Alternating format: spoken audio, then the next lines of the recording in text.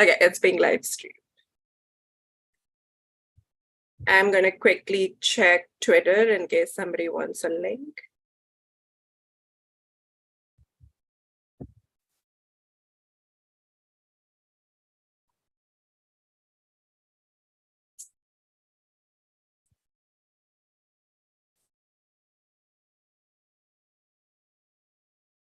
Okay, great. We are live on YouTube. And to answer a question from the chat, yes, there is a recording of the majority of our talks from this series. They're all on the YouTube Cell Migration Seminars page.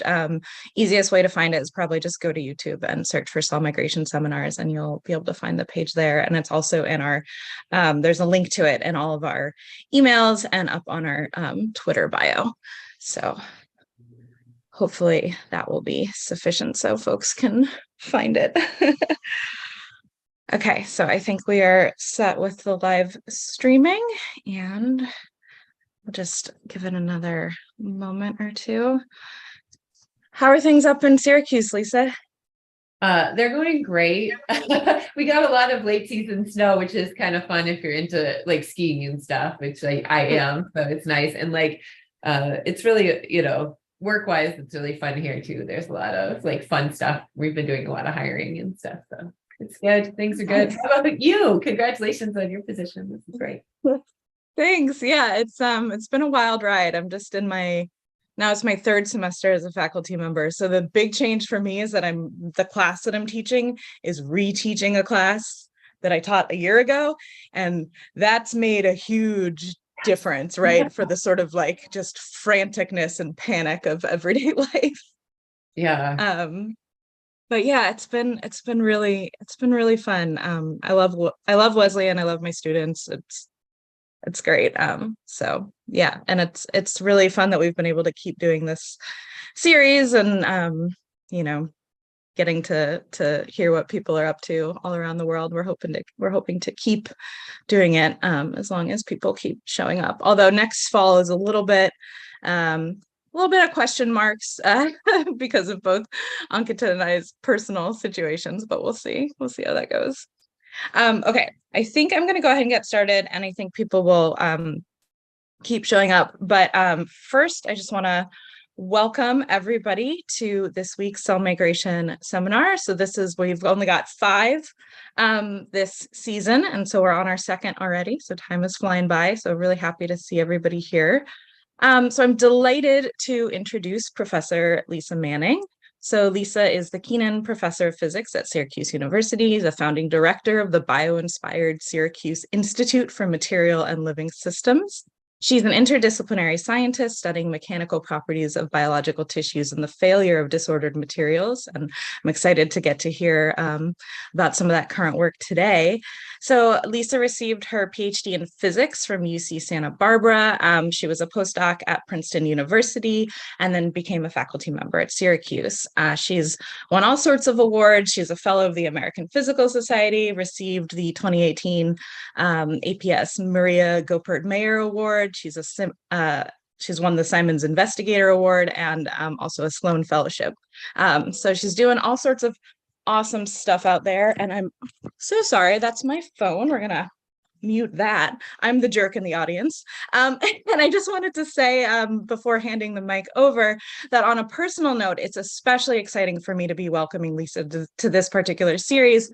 It was just about 10 years ago, time flies, that I first saw her present her model predicting cell shape changes during epithelial phase transitions. And honestly, it was probably the most profound sort of eureka moment that I've ever had in my scientific career. And, so it's nice to feel things coming full circle. It's really great to have you here, Lisa. With that, I will be quiet and hand it over to you. Oh, thank you so much for that really kind introduction. I also really enjoyed our collaboration from, 10 years ago. The other thing I wanted to be sure to say early on is that I'm a physicist by training. And so please feel free to ask questions during the talk, because I think that, whenever you're giving an interdisciplinary talk like this, if there's something that you don't know or I gloss over, if you don't understand it, I'm sure other people in the audience don't understand it either. And it will be delightful for everyone for you to bother me earlier rather than later. Great. And so before I get too far into the talk, I'll explain what's on this slide later. It will show up later again. So I won't tell you what it is now. Instead, I'll highlight the people in my group who are doing the work, who are lovely. In particular, I'm going to be talking about some work that we did in collaboration with Margaret Gardell's group on MDCK monolayers and the modeling. And then I'm also highlighting some work done in collaboration more recently with Sarah Wickstrom and Kareem Neeson's group, and Liz Lawson-Keister, who's the graduate student. You can see my mouse, yes? Who's the graduate student right here, was engaged in really pushing forward that work. Okay. So, this is a cell migration seminar. So, why does a cell move? Usually we think of it from a cell autonomous perspective, right? I have, a cell that's making focal adhesions, it's, grabbing onto things, it's organizing its actin cytoskeleton, maybe it's doing some reorganization or branching of that cytoskeleton.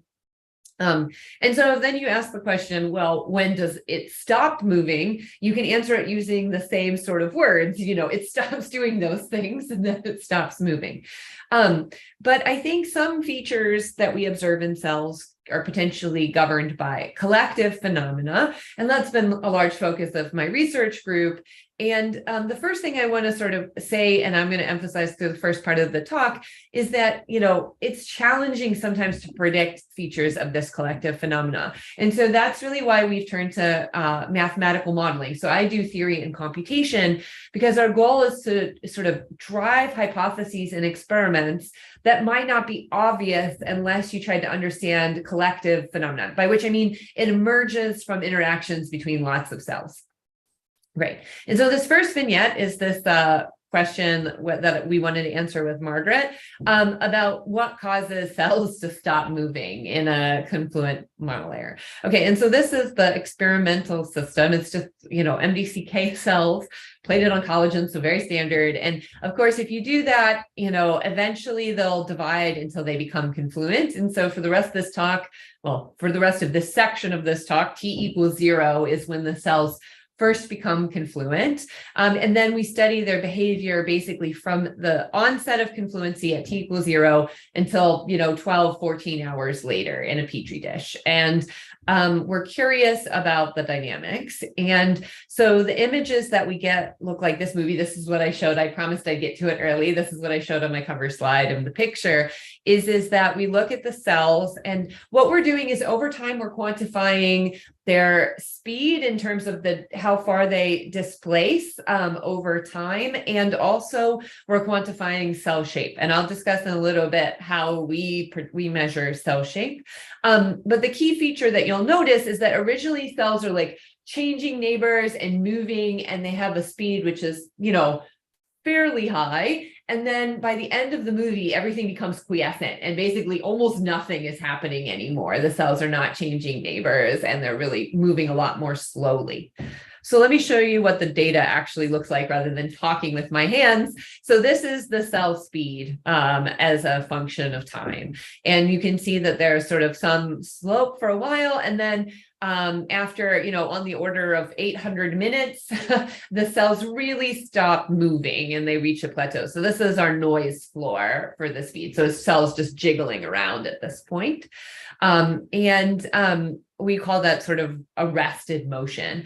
And that also comes with a change in cell density. So as you can see, these cells are also dividing and they are increasing the number of cells per the number of cells per unit area in the dish is changing. And then again, I'll discuss it later, but also we can quantify how the cells' shapes are changing over time in the layer. Okay, and what we're trying to do is use these models to test hypotheses about what is causing the cells to stop moving. Is it really the change in, because it could be, there's all these things that are going on at the same time during maturation. And so we're curious about whether it's the increase in the number density that's really important. Like, is it just like the number of cells per unit area that's an important control parameter for this process? Could it be the cell shape or the cell mechanics that are changing the rigidity or the behavior of this group of cells?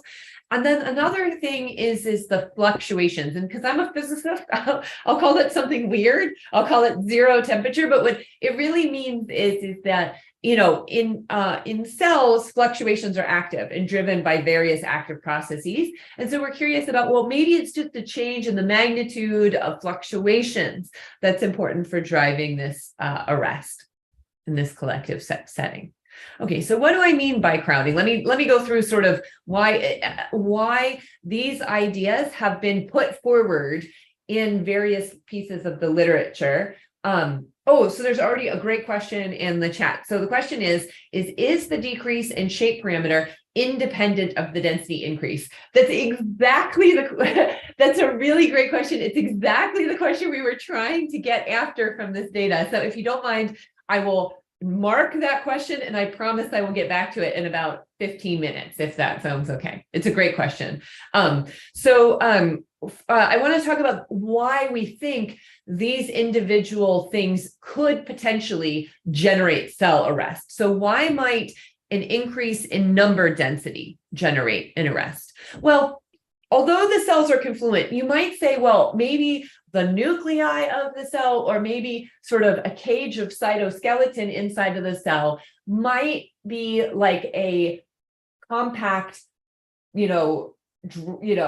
circular object, right? And it could be that the density of sort of the cells matters for how tightly packed the system is or how rigid the system is. So we have an intuition that materials solidify as they get crowded. So let me put it this way, like if I gave you a glass of water and I asked you to make it solid, how would you do it? Well, you'd put it in a freezer, right? Because then the temperature, there would be a change in the fluctuations that generate a change from solid. But another thing, if you were sort of have taken any sort of like physics or statistical mechanics class is, or you've thought about sort of the behavior of materials, the other thing you might do is compress it, right? You put it under pressure, because we know that materials also solidify if I put them under pressure. And why is that? There's sort of a very simple example where you can get an intuition for that. And that's in a model of disordered spheres.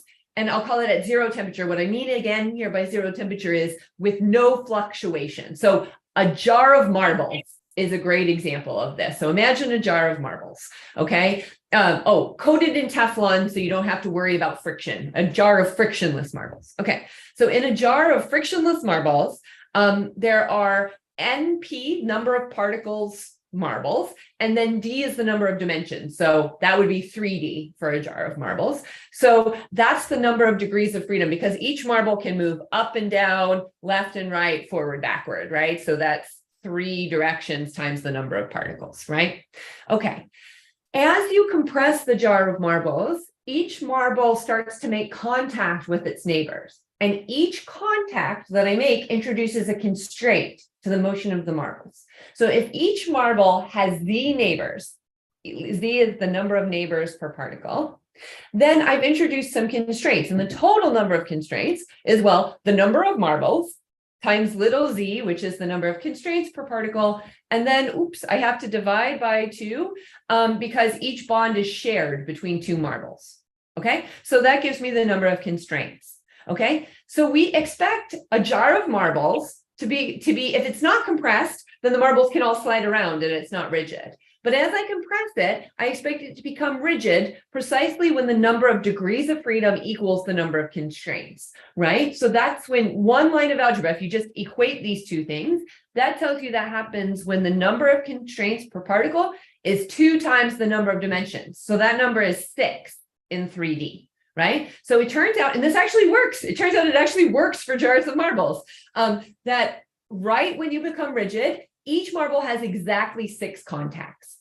It's crazy and it's cool. And what it means is that at low densities, the number of contacts is less than this critical number. So the marbles can roll around, change neighbors, right? And if you're above that critical density where you make that number of contacts, the system has more constraints than degrees of freedom and it's rigid.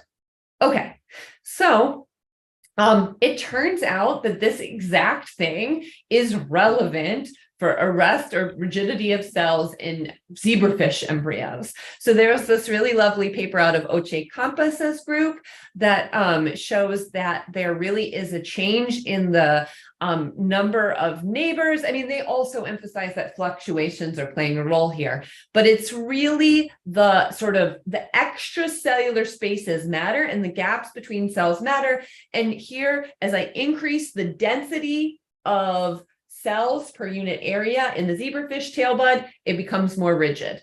In this recent lovely paper from a collaboration between Heisenberg and Eduardo Haneso and Nicoletta Petrodou shows that a very similar transition is happening in early zebrafish embryos at the stage where the earliest parts of gastrulation where the embryo starts to form. And again, the key thing here, you can see these networks, they really demonstrate that the cells are contacting exactly the right number of neighbors so that they become they go from being rigid to being just barely not rigid really rapidly. Okay, so that's pretty cool. So here, density, the number density matters. How many cells I have per unit area matters a lot in these two cases. So you might think that that matters in MDCK monolayers as well. Okay. Now I want to talk about a second type of rigidity transition that might be going on. And this is the one that we've studied in my group in collaboration with Jen, actually, a long time ago. But we were interested in modeling confluent monolayers. So let me walk you through it. So the idea is that if I have a confluent monolayer and I look at like a bird's eye view of that monolayer, the cells look like they're tiling 2D space with no gaps between them. And then if I look at the geometry of those cells, there's sort of two observables that make a lot of sense. One is the cross-sectional area of each cell, and another is the cross-sectional perimeter of each cell. So I'll use A to refer to the cross-sectional area and P to refer to the cross-sectional perimeter. And so a bunch of folks, not us, Honda first, and then there's this lovely paper I highly recommend by Farhadi-Farr et al., developed this model that they call a vertex model to describe the mechanics that are related to cell shapes in these confluent monolayers. And it's a really simple model. It basically says that cells have a preferred perimeter that they like to have. I'll call that P0. And a preferred area that they like to have in cross-section, I'll call that A0. And then what this mechanical equation says is that I pay a penalty for deviations from those preferred areas and perimeters. And we make it quadratic, which just means it's a squared here. And I'll tell you that this is the very sort of minimal model that you would write down as a physicist for an energy that depended on those parameters. It's like the simplest thing that you would write down. Now, I will say that the motivation for it is actually based on experiments. So for example, we know that, from pipette aspiration work and things like that, that cells behave as if they have a surface tension that's proportional to their surface area or in 2D perimeter. And then we also know that these cell types we're interested are incompressible, roughly speaking, in 3D. And there's also a resistance to height fluctuations. So that turns out actually to give rise to something that looks exactly like this quadratic form in the area, right? Because if you have no change in volume allowed and you restrict height fluctuations, then you must also restrict area fluctuations. Okay, but for this audience in this talk, I want to sort of say, this model is motivated by biology, but it's kind of remarkably stupid and it still works. And that's kind of the cool thing about it. And we have some ideas as to why, but let me say what you can do with it. Once you write down this equation, you can basically non-dimensionalize it and you find out that there's one really important parameter, which is I'll call the shape index. And it's basically the dimensionless number that you can make out of areas and perimeters. And so it's the perimeter divided by the square root of the area. And so if you have cells that are compact, which means they have a small perimeter relative to their area. They are rounded, like, they sort of look like this hexagon in a tiling. And as you get a more larger and larger perimeter, you actually, relative to the same area, then you sort of look more elongated or spread out or like a pancake. And so the idea is that this model actually predicts that there is a transition in the mechanics. And that was very surprising to us when it happened. We saw it 10 years ago. We've actually spent, from the physics perspective, the last 10 years trying to figure out why the heck it happens. And that's not the talk for today. The talk for today is about, what it means for biology, but like there is some fun physics there, which is cool.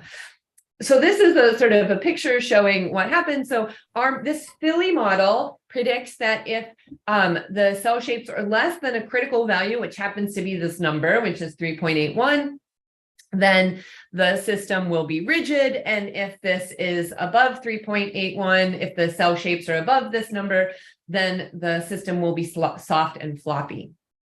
Okay. And so the other thing that I want to highlight for today is that, well, it's actually really hard to measure the mechanics in like a monolayer, inside a monolayer. And so what we often end up doing is as we look at the behavior or motion or dynamics or migration of cells to try to read out this transition in experiments. And how that goes is, okay, if there's any active fluctuations at all, right? But they're kind of small in some way, we can be precise about if we want, then if you're on the solid side of this transition, even with a sort of fixed finite fluctuations, the system is solid, so those fluctuations don't really cause the material to change neighbors and move around. So you're like, this is like, if I have a chunk of, metal and it's at finite temperature, it turns out that the metal ions are all fluctuating around in there, but they're not changing neighbors. It's still a solid. And so what that looks like in a simulation is something like this. So this is a simulation of the vertex model with a little bit of activity. And basically you see that the cells really don't change their neighbors. They sort of stay in the same spot, although they jiggle around. And then if I take the exact same, so this is the same amount of fluctuation. So I haven't changed the amount of fluctuations. I just changed the shape of the cells, which is generated by cell mechanical properties, individual cell mechanics. Then it turns out that if I just add a little bit of fluctuations, the cells can rearrange pretty rapidly. And so what this plot is showing you is its diffusion, which is just how often do I change neighbors? And so it shows that you can read out by looking at sort of rates of cell rearrangement, whether you're on the solid side or the fluid side of the transition. And that's important because I want to show you, because like I just explained to you that this was kind of a stupid model. So I want to say we've done a lot of work over the past few years to try to make it quantitative. And so we've done a lot of work to try to understand what happens to this model if I have anisotropic forces. So for example, in a lot of developmental systems, there are things like planar cell polarity or external forces that generate anisotropies, which just means like one direction is different from the other direction, right? And so it turns out that you can extend these vertex models to handle that situation. And what it tells you is that, okay, if you have an isotropic system, which means there's none of these things going on, then you're along this axis in this plot. And it means that this axis is showing you the shape index, which I told you about. And blue is rigid here, and red is solid. And so if I look along this axis, this is basically exactly what I showed you, except it shifted a little bit, and I'll explain why in a second. Okay, but it's basically you transition from a solid to a fluid at a number that's like, in this case, about 3.9. I'll explain why it's a little different than 3.81 in a second. Okay, and then this axis says, well, actually, if I add things like planar cell polarity that adds anisotropy, I can no longer just look at the average shape. I also have to look at the average alignment if I want to figure out the mechanics. And so that's basically just like, I have a long axis to my cells now. And the question is, how aligned is the long axis of cells that are next to each other? there. And this is what's quantified by this. For those of you who know, this is basically a nematic order parameter. It's a little different because you have to account for like the magnitude of the elongation of cells, but it's essentially a nematic order parameter. And so what this black curve is, actually, this is a theoretical prediction from very general principles about where the shape of this curve should be. And this is simulation data. The last thing I'll say is that you also, it turns out, have to account for disorder in the cellular network. And that's why this sort of axis here is shifted, because the more disordered you are, it actually turns out it changes the location of this transition a bit. So you also have to correct for disorder in a way that we explain in this paper how to quantify. And it's inspired by this nice work by Da-Peng Bi, who is actually a former postdoc in our group, but has a fantastic lab himself now. Okay. And so we did all of that. And then this is like the slide that sort of, I still can't believe it's true. It's data from fruit flies. And so we did this work with Karen Keisha's group at Columbia and Xun Wang, who was outstanding. We measured the rearrangement rates for cells and convergent extension in the fruit fly. So this black line is, again, the prediction from our theory with 0 fit parameters now, because we've accounted for, and you can see it shifted again, and this is because we've accounted for disorder to shift this axis. Again, it's in the paper, but this is the shape index corrected for the disorder. And this black line is the theoretical prediction. And these blue dots are how fast cells are rearranging. And the blue dots are when they're not rearranging at all. And then the orange and yellow dots are when they're rearranging a lot. And so the cool thing is that this is really, I think, quantitative data. Like, again, this black line, we predicted from first principles for where you should go from being solid-like and not rearranging neighbors to being fluid-like and rearranging neighbors. So there is a system, this is an example, where this vertex model rigidity transition is an outstanding predictor of the fluid to solid transition. So we just saw an example earlier of where it was density that mattered. That happened in the zebrafish embryo. And here I'm showing you in the fruit fly embryo, this different type of transition really matters for this tissue type, okay? Oh, and I have to tell you, I'm insisting that they're different, and this is related to the question a little bit. I'll answer the question further in a second, okay? But this transition, and this is all the physics work we've been doing, this transition in vertex models is totally different from the transition due to jamming and density changes.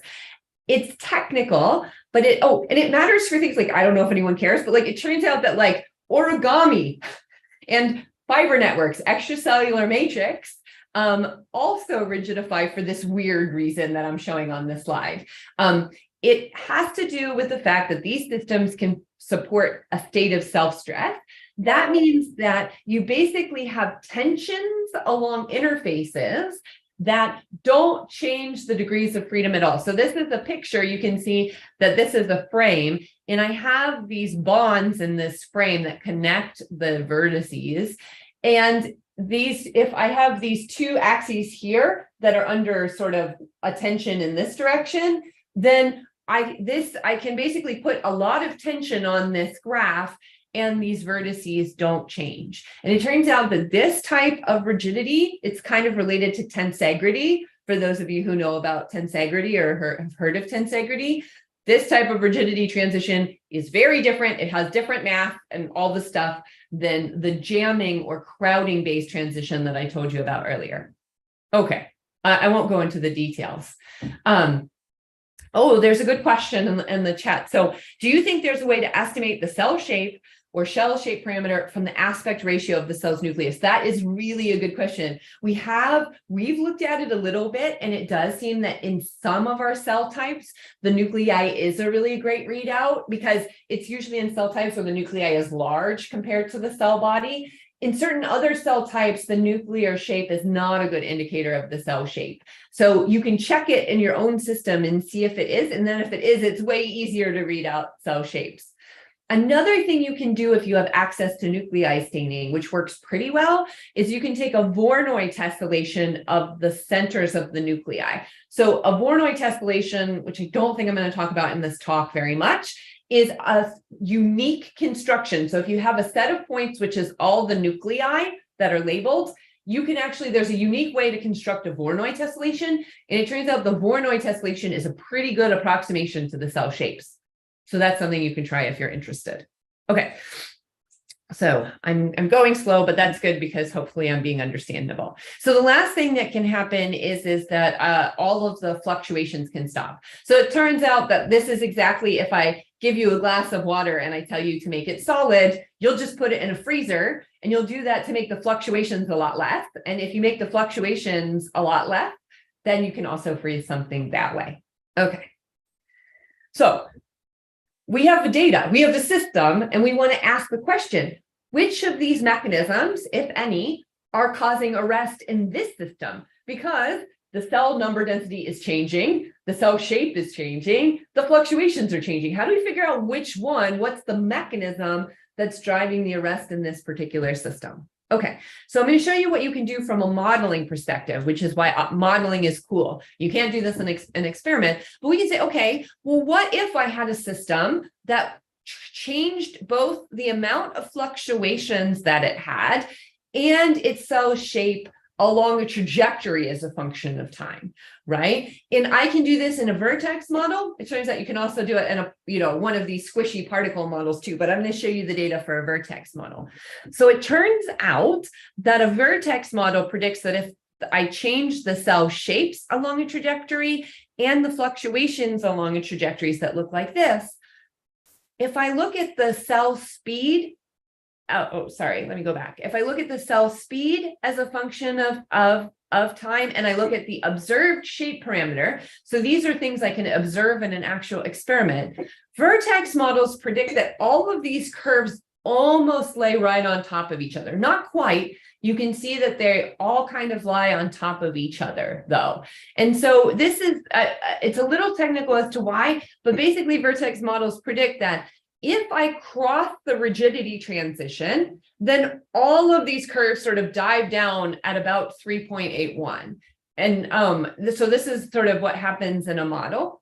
Now, if I do something different, which is what happens if I reduce the fluctuations to zero before I hit the rigidity transition. So I told you the rigidity transition in these systems happens when I make the cell shapes equal to about 3.81. So I can ask in a model, what happens if I do a different set of trajectories where I basically take the fluctuations to zero before I hit that rigidity transition?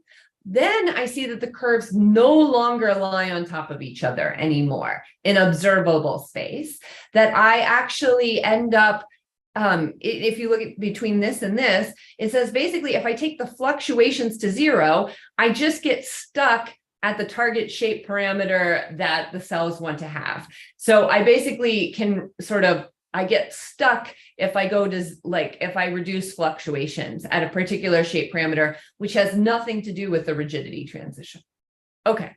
So if the cells stop moving before the tissue gets to the rigidity transition, I end up in a different spot.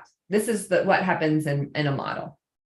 Okay, so now we're going to compare this to experimental data. So let me show you what the experimental data looks like. This is the observed shape parameter measured from lots of cells in these and on these collagen substrates, and we quantify the speed. And so over time, so the cells start out moving quickly and they have a large shape parameter, and then over time we go down to a state where I have a much smaller shape parameter and a much lower speed, right? Okay, so this is this is pictures of what that data looks like. And we can also look at how the speed changes. Oh, so first, before I show you that, we want to perturb the number density because we want to check and see, does the number density impact the rigidity transition, right? Because one of our theories says, oh, it's the density of cells that matters. Okay, so it's well known that one way you can change the density of cells on a substrate is to change the stiffness of the underlying substrate, right? So what we did is we put cells on different stiffnesses of collagen, and because we wanted to change the density of cells, okay? And then we measured the speed versus the number density, right? And so what you see is that, yeah, we could change the number density by changing the stiffness of the substrate, and that these curves don't overlay each other. Okay, what does that mean? That means that density is not a good predictor of speed, right? In other words, I can't predict whether the cells are going to be arrested based on the density, because if I look at this system at this density, it's basically solid-like, but this system at this density is not solid-like, right? So density is not a good predictor of cell arrest. Okay, that basically excludes crowding as a mechanism for this system. But if I plot speed versus shape parameter, all of these curves essentially collapse, right? That suggests that shape is a very good predictor for speed or the onset of cell arrest for this system. And this is in wild type cells. And we sort of, we're like, oh, good, we've shown that it's a vertex rigidity transition and not density in this system because all of these curves collapse. And then the outstanding student in Margaret's lab, being an outstanding student, of course, did the next thing you should do, which is they perturbed this wild type system, not just by plating it on different densities, but by messing with stuff. He chose to mess with stuff that was very fortuitous. He messed with a lot of stuff, but we recognize that if he messed with the cell cycle via pharmacological perturbations and other perturbations, things changed. Okay, so let me show you what changed. So this is all wild type. It suggests that for wild type cells, density does not generate the cell arrest. Cell shape seems to be a very good predictor of cell arrest. But if you mess with the cell cycle, and he did it by doing a whole bunch of perturbations. I'm showing you RAC inhibitor, but there's lots of things. What he noticed is that these curves no longer collapse. So this is the speed versus shape again. And so here's what the wild type data looked like. All the data collapsed on different substrates, but if he messes with the cell cycle, then he gets that they no longer collapse. Okay, and so this reminded us of these trajectories in our model. Basically, what do those trajectories have to do with? They have to do with fluctuations, right? So it turns out that if I reduce the fluctuations too much, then even though this tissue the cells could rearrange in the presence of fluctuations, even though the tissue is still kind of fluid-like mechanically, it turns out that the cells don't rearrange because there's no fluctuations at all to rearrange them. That's basically what's going on with these trajectories here. And that's what we thought might be happening here. So what we did, and I'm actually, because I want to talk about like one other thing today, I'm not going to go through all of the experiments that we did, but I'm going to show you like the one that I think is one of the nicest ones, which is that we looked at the fraction of cells that get stuck in G1, right? So this is, so in these monolayers, the cells will eventually basically sort of get stuck and stop cycling. And so, using one of these reporters for cell cycle, you can see when things get stuck. And so we can measure the fraction of cells that aren't cycling, doing cell cycles anymore. Okay, and so in our vertex models, we can model that by having the basically fraction of active edges. There's been some really nice work showing that one of the things that happens during a cell cycle is global fluctuations in the cortical tension on the outside of a cell, basically. And for us, what that means is that as cells cycle, they're actually fluctuating the edge tensions. Right? Each cell is basically fluctuating its edge tensions in a cycle. And so in our vertex model, we mapped cells that are stuck in G1 to cells that aren't fluctuating their edges anymore, right? And if we did that, we can basically show that as we change the fraction of cells that are stuck in G1, we actually do exactly this feature where we sort of dive down and we have speeds that get stopped at shape parameters which are not at the rigidity transition. And that's because they're still mechanically fluid-like, but the cell cycling is stopped, and so the fluctuations have stopped. And so the conclusion is that in these perturbed cell types, wild type, it seems, are really nicely balanced. so that their fluctuations are a good readout of the rigidity transition. But in these perturbed cell types, they basically stop cycling too early and they reduce their fluctuations so much that they just arrest because there's no fluctuations to drive rearrangements. Okay, and so I think I maybe have about 5 minutes left. I have another question. Oh, from Jeff. What about changes in traction?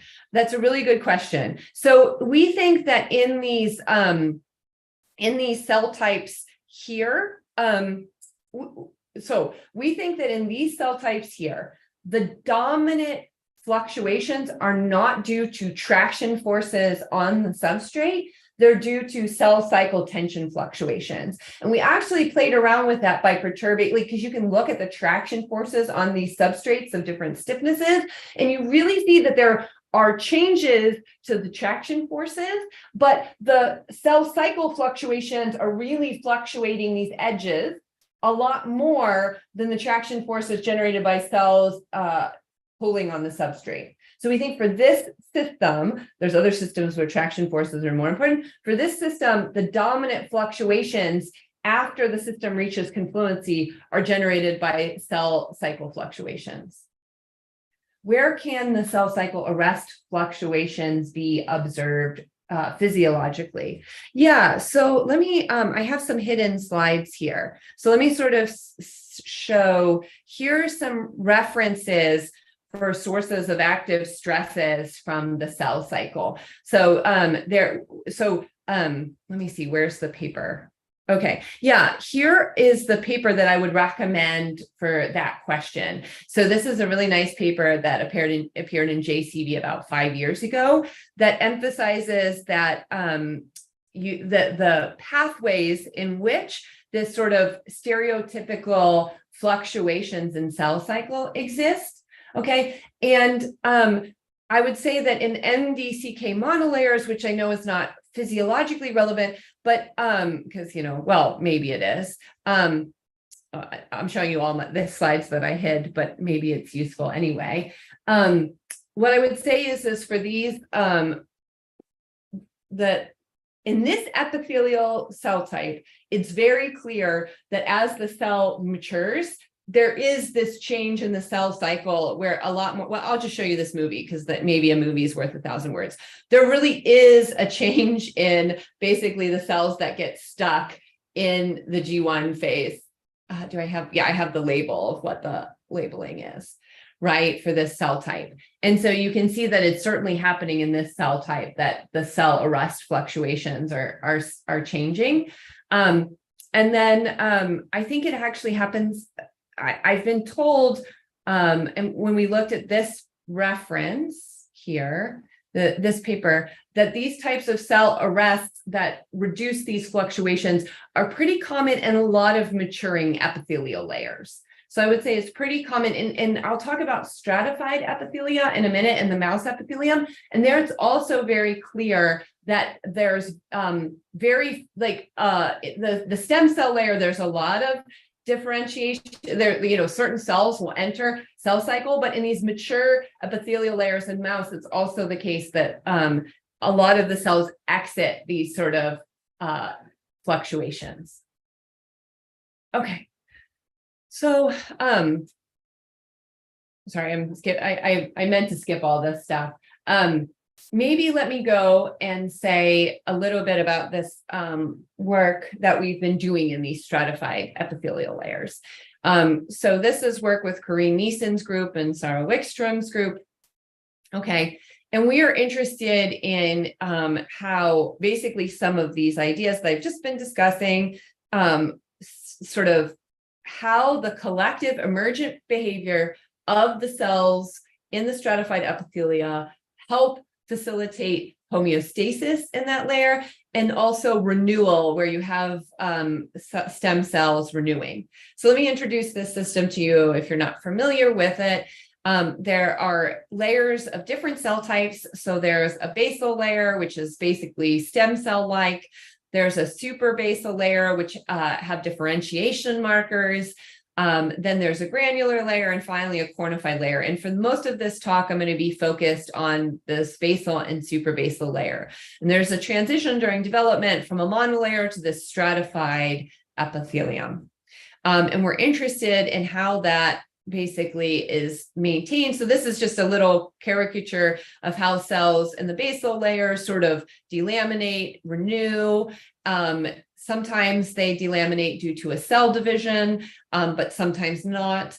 And we're interested in how the mechanical properties of this tissue either facilitate this migration of cells upward or prohibit that migration of cells upward.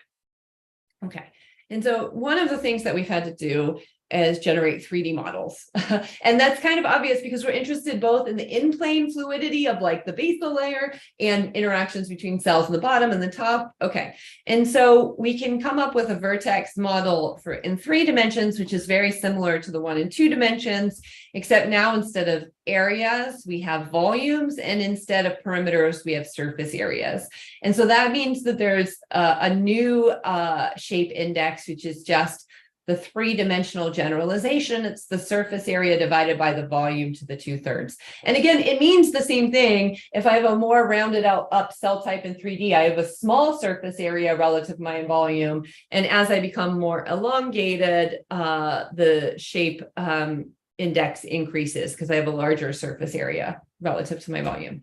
And it turns out that these type of models also have a rigidity transition. So you can measure rigidity by measuring a shear modulus, and it's a function of this 3D shell shape. And now the number at which it transitions is about 5.38 or 5.4, depending exactly on the parameters of the model. But it transitions at roughly this index instead of 3.81 in 3D. Another thing I need to tell you about is that these stratified epithelia have layers that are different cell types. And so they have pretty interesting and strong heterotypic interactions between those cell types. And it turns out there's been a lot of work, and we've done some too, to demonstrate that heterotypic contacts tend to generate a different interfacial tension along an interface between 2 different cell types. And so in our model, we just coarse grain that and we put an extra interfacial tension between tissues of 2 different types. And that helps to compartmentalize those 2 different cell types. And so here's just a movie of what it looks like. So one of the questions that Liz has been interested in is whether this sorting behavior is universal across models, because I've talked a lot today about this rigidity transition. So this is a rigidity transition where I say, okay, at a certain cell shape, I don't have a shear modulus, which means I'm fluid-like. And at other cell shapes, I do have a shear modulus, which means I'm solid-like. And that does happen as a function of cell shape. And it turns out for kind of very general reasons, there's a huge class of models that all has this exact same transition in it as a function of shape. Okay, but now we're interested in 2 tissue types and sorting. And so you might be worried, well, the rigidity transition is very robust to the underlying model, but you might be worried that sorting is not robust to the underlying model. And we were worried about that, heterotypic interfaces. And the answer is, okay, so here's just some more data showing that rigidity is independent of model. It turns out it doesn't matter, like you can write down a lot of models, and this shear modulus versus cell shape is always kind of the same. But for sorting, you have a situation, let me see if I can forward here, where actually the cell shapes near an interface depend on how you model them. So you actually have to be careful with the type of model. And therefore we had to switch from an easier type of model, which is this Bordoi model, which I talked a little bit about earlier, to a true vertex model, which means that we have to keep track of every single vertex in these 3D systems in order to get the cell shapes right. Okay, so we have to do that. And we've sort of started modeling this epithelium using 3 distinct cell types. So we actually have a basement membrane, which we actually now have implemented a fiber network in the model at the interface between this basement membrane and the basal layer. Then we have a layer of basal cells, and then we have suprabasal cells. And we're interested in what happens when there's a committed cell type that has a change in its mechanical properties, and whether that change in its mechanical properties allows the cell to delaminate and move upward. The question is, there's abundant ECM within the layers. Is this material there or infinitely compressible? Yes. So we represent it now by a fiber network, because actually you're exactly right. That mechanics is important. And to get the right behavior that matches our experimental observations, we had to put it in. And we can control it with a fairly straightforward set of model parameters. Okay. And so we're interested in if delamination can be caused by a change in mechanical parameters. And so I don't have time to go through all of the details, but there's a set of differentiation markers found by single cell RNA-seq that are different between suprabasal cells and basal cells.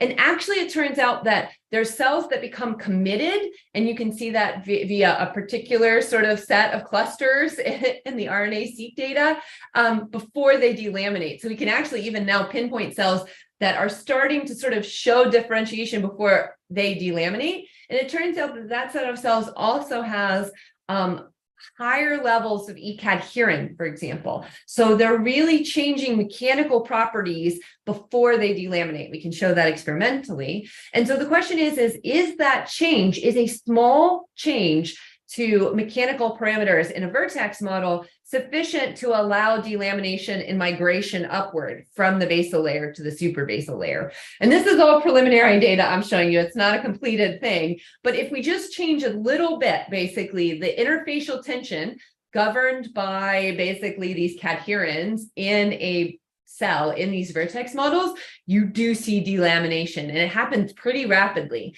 It's pretty neat. It seems like the things are nicely balanced in these layers so that a teeny tiny change in the mechanics is sufficient to drive delamination across this boundary between the basal and the suprabasal layers. So we're actively working on this, and it's preliminary data, so I don't have a lot of quantitative data to show you, but I have some movies that show you that it happens. Okay, and so things that we're doing now is that we're also trying to see if, not just a change to this cell's mechanics, that's a single cell autonomous property, but what happens if I have a cell division nearby? Is a cell division nearby sufficient to trigger mechanical changes that can allow a cell to delaminate?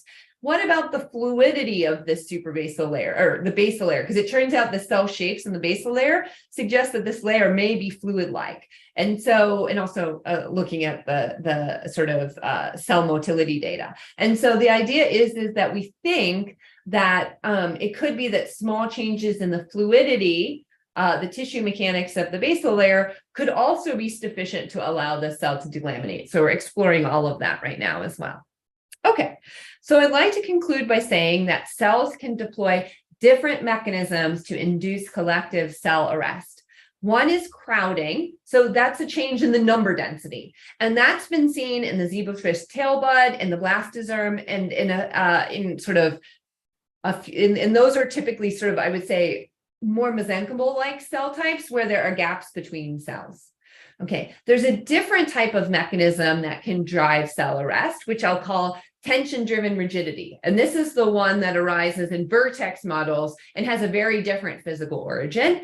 And we've shown that it happens in fruit fly axis elongation. It happens in these, with Jen, we showed that it happens in human bronchial epithelial cells. And it appears that these MDCK wild type confluent monolayers also undergo this tension-driven rigidity transition. A third way that you can induce collective cell arrest is just reduce the fluctuations, right? Like this is sort of the cell autonomous one. Like if I'm not exerting any forces to move, at the end of the day, I won't move. And so that could lead to a decoupling between cell motion and tissue mechanics. And we think that's what's happening in these MDCK monolayers where we've perturbed the cell cycle. And finally, I told you a little bit at the end that in self-renewing tissues, such as these stratified epithelia, the basal cells that are arrested most of the time are finding ways to overcome the mechanical energy barrier between tissue types. And we think that's correlated with small changes to the mechanical properties of individual cells. So I will thank you for your attention and take any questions. Thank you, Lisa. That was fantastic. Just so everybody is on the same page, what we'll do is we'll just take questions from the audience. So if people want to put them in the chat, that's great. But also you can raise your hand and we'll call on you. So Andrew, I saw you had your hand up first, so please go ahead. Yeah. Hey, really great talk, Lisa. That was really nice. So I have a question kind of connecting the two vignettes. So in these 2D monolayers, very often these kinds of cells are elongated in this Z dimension. They're columnar cells. And so I wonder if you have to kind of consider this because they're kind of necessarily far away from this rigidity transition in 3D, or if you don't have to worry about it because there are no degrees of freedom in that dimension. Yeah, that's a really great question. And something we're grappling with in the stratified, like, because something can be, a cell, let me rephrase what you said, which is that a cell can have a shape that looks rigid, for example, in 2D, but be fluid-like in 3D if I considered the full thing. And so what I'll say is the results that I've showed you so far in 3D, like, let me show you an image of like what a result looks like there, which is for sort of bulk rigidity in 3D. Those are for isotropic cells. So that's for cells that aren't sort of like have this sort of Z direction, which is special, apical basal polarity and things like that. So what we're finding actually is that in cells that have sort of very clear layering, that it emerges naturally from these 3D models, that actually the 2D fluidity is a really good approximation for the rigidity in 3D, because because I would say, like, if you're sort of restricted, exactly as you said, that there's just like no degrees of freedom, basically you're sort of stuck in a layer in that 3D, that you can sort of read out the in-plane rigidity via a 2D number. And so we think that, one of the things I'll say though is, like, in cells that have just one monolayer, but they're highly columnar. The other thing I'll say is that, there's a big difference often between what they look like on the apical side and the basal side. And so the vertex models apply really well to the apical side, but the base, there's these scutoids and all kinds of funky things that happen on the way to the basal side. And so what I'll say too is that vertex models, I think, are a poor approximation to some of those really interesting cell shapes that happen at the basal side of some of these highly columnar layers. And so then I would articulate that a 3D model that accounts for the full cell shape is a poor choice, because really it's not getting the mechanics of that bottom correct anyway. And the mechanics is being dominated by that top or the apical layer, if that helps to answer your question. Yeah, definitely. All right, great. Thanks a lot. Awesome. Next question is in the chat from Raphael asking, can cell arrest and cell rigidity transition be viewed as phase transitions? And if yes, is that view useful at all? Which order phase transitions are those? Yeah, so the short answer is yes. If you look at zero temperature, there's some interesting things that happen at finite temperature in terms of phase transitions, but let me focus on zero temperature first. It's a second order rigidity. Okay, let me say something. There's sort of people in engineering and mathematics that talk about the order of rigidity transitions, and what they mean by order of rigidity transitions is different from what physicists mean by the same words. So when I say order of rigidity transitions from an engineering mathematical standpoint, they're asking the question, do perturbations to the length of a bond in the model, do those change the energy to first order in the length, second order in perturbations to the length in a Taylor expansion? Okay, I'm not talking about that there because I'm assuming that's not what this question is. This is a question about physics, order of the transition phase. And so in those words, the rigidity transition in a vertex model is second order. And you can show that by looking, we can actually, in a paper about 8 years ago now, we showed that you can actually do a scaling collapse, and it has mean field exponents of the shear modulus as a function of the control parameters. There's a branch which is a solid-like branch and a branch which is a fluid-like branch, and there's a second order phase rigidity transition connecting them with mean field exponents. Yeah, thank you. I meant that, yeah, from physicist point of view. Yeah, and so is it useful? What I would say is it makes it clear that there is, the fact that those exponents are mean field suggest some nice things about what you need to think. You don't have to do like renormalization group or something complicated to understand the nature of the transition that's suggested by it. And so you don't have to look at multiple length scales. You don't have to think about the transit. You can, and we've used this a couple of times, that you can think about the transition in terms of sort of like a mean field picture where you can think about what causes, like what happens to a single cell. You don't have to consider what happens on other length scales, for example. So in that regard, it's useful. I see. Thank you.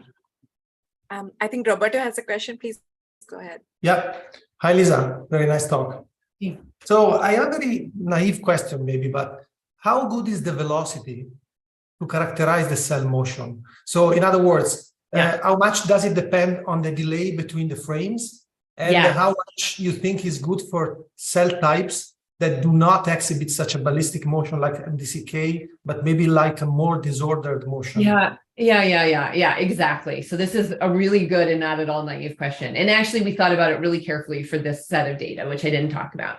So the way that we what we decided to do to try to find a parameter that made sense is, because we're possibly all aware that if I looked at the displacement of an individual cell over time, it initially may look ballistic and then it turns over to look diffusive in one of these monolayers because I'm executing a random walk eventually as I go to longer times.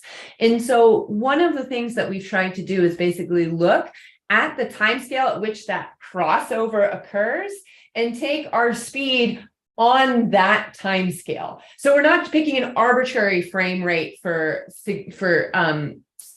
measuring speed. We're interested in the longest time scale over which we can get something that sort of is reasonably approximated by ballistic to report it as a velocity. And so actually we do the exact same thing in our simulation so that we're comparing apples to apples. We also look at basically the mean squared displacement. We look at the speed averaged over a time scale over which the trajectories are roughly ballistic. And so if you have a cell type that doesn't look ballistic at all, I think the appropriate thing to do, although I'd be interested in others' opinions and thinking about it more carefully, is actually reporting a diffusion constant, right, instead of a speed, right? Because that would be the appropriate thing. And you'd want to average it over a time scale, which is I would suggest looking at mean squared displacements and averaging it over a time scale that gives you a nice constant chunk of a diffusion constant like that. That's how I might think of doing it. Does that answer your question? Yeah. Thank you very much. All right, fantastic. We do have a question from somebody from the chat, but I want to jump in because I have a question. So I'll use my moderator privilege. So in the study with Margaret, I mean, I love the way that you've gotten at the heart of something which is really hard, which is distinguishing between the drivers of these transitions.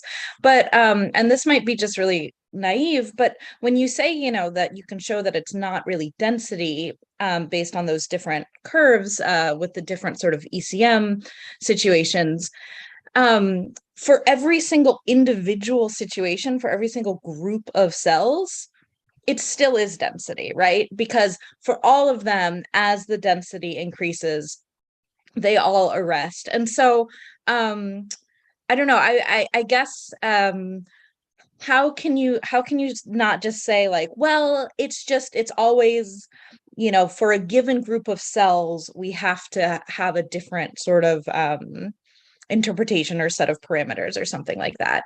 Does that make sense? Yeah, so I'm going to try to answer your question, and then if I didn't answer it, let me know. So the way that we thought about it is, clearly as the cells are dividing, they're changing their density throughout this whole process. And it's always true that it's an increase in density, that's happening as these layers mature. And so one thing I'll say, which is kind of maybe an end around what I said, but I think, one way of thinking about maturation of epithelial layers is, of course, there's contact inhibition of locomotion. So I told Jeff that, well, traction forces don't seem to be important, but that's only true sort of towards the end of these experiments. At the beginning, traction forces are large compared to cell cycle fluctuations. And so like actually contact inhibition of locomotion due to cell division is probably important at the very beginning of these things. It's just that towards the end, it's the cell cycle fluctuations that are dominating the fluctuations. Okay. Mhm. So the first thing I'll say is that clearly cell division is playing an important role in reducing fluctuations due to contact inhibition of locomotion. So that's like one piece I didn't talk about at all in this talk and is clearly there.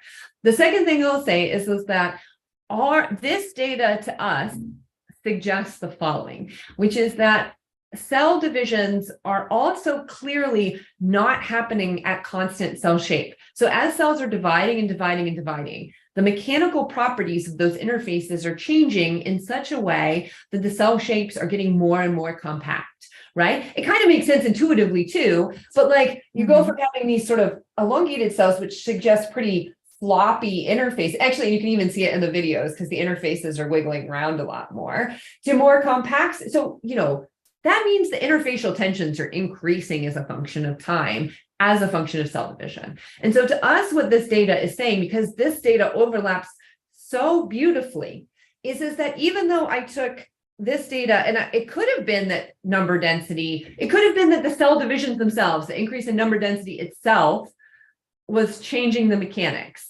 right? But what it says to us is that this doesn't overlay at all, but this overlays pretty much perfectly, this bottom one. And so this says, actually, it's not the cell divisions at all. There's clearly a correlation between cell divisions and cell shape. But to us, what this data says is that the dominant effect for cell arrest is the cell shape and is not the density, which is kind of surprising. Like, you know, you might have thought, well, it was actually the changes in density that were key to this cell arrest.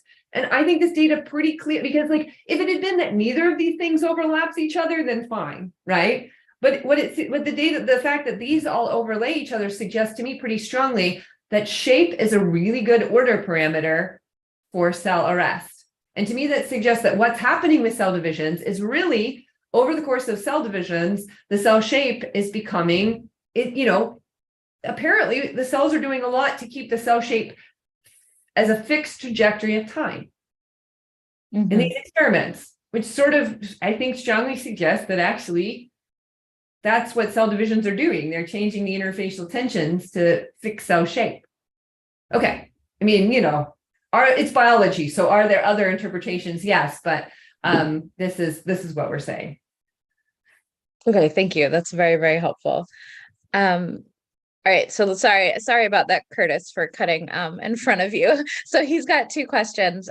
First, he says, you talk about changes in speed, density, and cell shape during arrest. How does the length scale of the velocity correlations change during the arrest? Yeah, that's a really good question. We found that it looks very much like those reported by Tommy Angelini in a paper from like some large number of years ago now, like 12 years or so ago. They're very glassy. There's an emerging correlation length scale. It's very similar to what was reported. So it was a paper out of Dave Waits's group, and the lead author is Tommy Angelini. So maybe just to say another word, you might expect that as you have arrested cell motion, you need larger correlation length scales of velocities in order to basically facilitate any motion at all. And we also see similar. Awesome. Thank you. His next question is, what changes when you remove one or more boundary from the confluent monolayer, allowing free expansion of the monolayer? Is this a completely different problem, or some principles of confluent epithelia useful here too? Yeah, that's a really good question. I'm not sure if I saved it. I sometimes have a backup slide in this talk where I actually have a picture of a vertex model simulation of that. So I'm looking really quickly to see if I have it to pull up. And unfortunately, I don't think I do.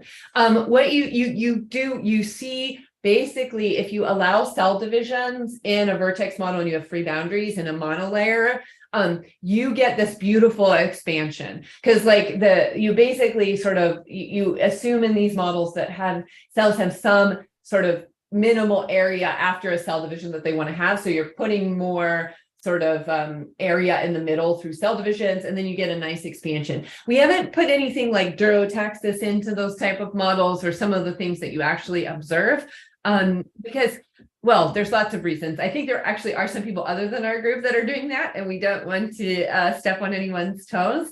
But I think that, yeah, you typically do get an expansion of the monolayer when you relax that boundary condition, and you can watch it and compare it carefully to experiments.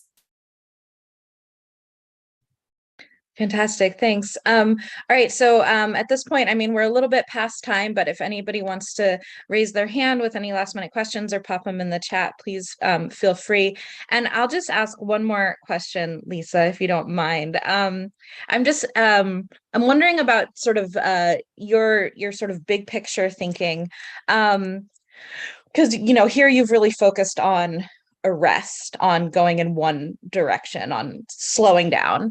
And so do you tend to think of, okay, well, how do we get fluidization? Do you tend to think of that as we can just reverse these processes? Let's just reduce cell number. Let's just increase fluctuations. Let's just increase activity. Or do you think, do you tend to think of these things as inverses, or is it more complicated than that? Yeah, that's a really good question. And so briefly, I think that's sort of one of the things that I'm interested in sort of really studying quantitatively in these epithelial layers, because I think the answer is often no, they're not inverses of each other, in the sense that it's quite common that processes that we're interested in are sort of especially programmed cell migration in a dense tissue, right? Like I have a group of cells that wants to migrate through another group of cells collectively, or I have like a specific cell that needs to delaminate at exactly the right time so that I don't have, so I can maintain tissue homeostasis in a stratified epithelial layer. So the way I typically think about it is this: maybe there's some sort of like baseline tissue fluidity, which is important to be maintained, so that a cell that has a program can like easily migrate through it, right? So, I guess I'm sort of saying yes and no to your question, which is kind of not nice of me, but the idea I have, or the way that I tend to think about it, is there's sort of like a global tissue mechanics that emerges from sort of like general things, like sort of like average properties of a group of cells, like the tail bud tissue in a zebrafish. And then I have sort of processes where I'm really interested in like migration that's sort of programmed in a certain way of cells through that. And then I really need some interplay of like some specific migratory behavior with emergent collective tissue mechanics to generate a specific outcome. Mm-hmm. Helpful? Yeah, absolutely. Yeah, no, I mean, I'm sort of thinking in some of the same directions that, the temporal and spatial heterogeneity is where things can get really interesting. But okay, yeah, so anyways, I'm gonna thank you for staying a bit over time. So with that, I'm gonna say bye to all of our folks watching later and people on YouTube.